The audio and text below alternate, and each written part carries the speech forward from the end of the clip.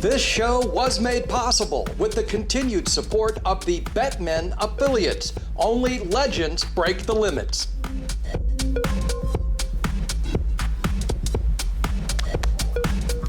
Hello, my friends out there, and hello to those of you who were not my friends out there, and welcome to another edition of APCW Perspectives. And this week, like so many weeks before, we have stories to cover from the United Kingdom.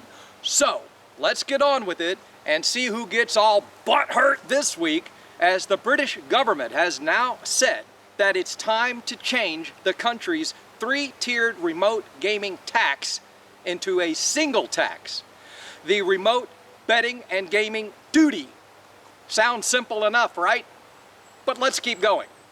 The UK's Revenue and Customs Department, along with the Treasury, would like to simplify the tax system there. But the fear from operators is that they will simplify things the same way the levies made contributing to problem gambling treatment simple. Operators simply pay more. There is a real and growing concern among these operators that when the three tiers are consolidated, that through no one's fault, the end result will somehow be a higher tax bill. And who can blame them? While this is unfolding, the Gambling Commission issued a warning to operators: complete regulatory returns on time, or, you guessed it, fines.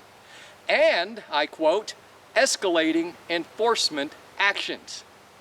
This is the UK Gambling Commission 101. First they warn, then they threaten, then they fine, then they raise taxes and rates and all of that good stuff. They must really love their jobs, though. I'll give them that. Now, there is a consultation period going on through July 21st for the new remote betting and gaming duty. I don't know why they're having a consultation period. They don't really listen to anyone, especially not the operators.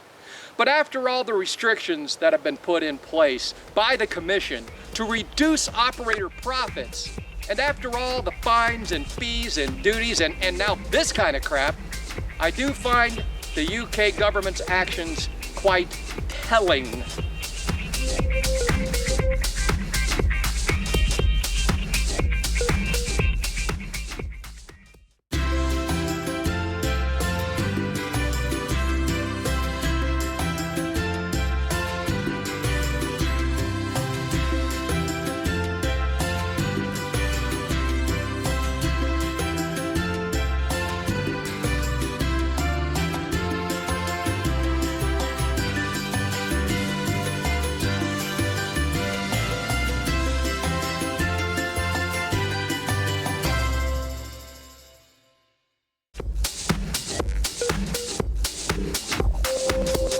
All right, now that the airplane's gone, we can continue the show. If you'd like to see more, watch the bloopers.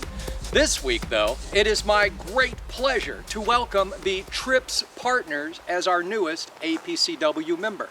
They are the affiliate program for the TRIPS Casino and offer no negative carryover or activity quotas, plus rev share, CPA, and hybrid deals with effective commission rates up to 37.5%. Visit their review page at apcw.org for more information, or you could just visit them directly at tripspartners.com. Okay, 2 weeks ago on this show, I told you about the Swedes and how they plan to eliminate all land-based casinos there by New Year's Day 2026. That market will move completely online. But now, some disturbing information has come out. A new study was just published from their gaming regulator, revealing that over 70% of players there cannot distinguish between a regulated and an unregulated gambling product. Seems pretty straightforward to me. I think the first clue would be if the website offering the product was regulated or unregulated, but maybe I'm just missing something. I don't know. More telling is that only about 40% of Swedes feel having a Swedish license for the product is important.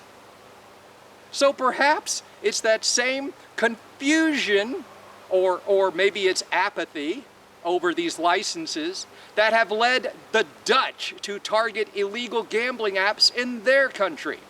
So far this year, 20 apps have been removed from their app store, and the KSA says this is becoming an urgent problem. They noted that some of these apps have been using the logos of Dutch providers. Obviously, an attempt to deceive the Dutch players.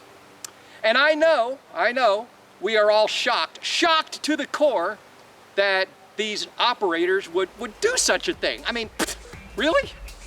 So, there we are, done for another week.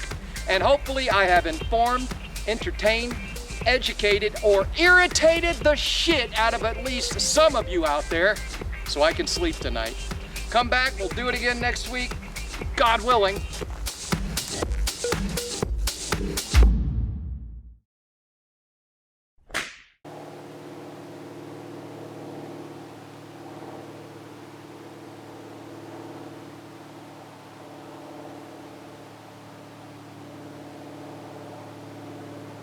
As soon as the sun comes out, all the recreational flyers go up.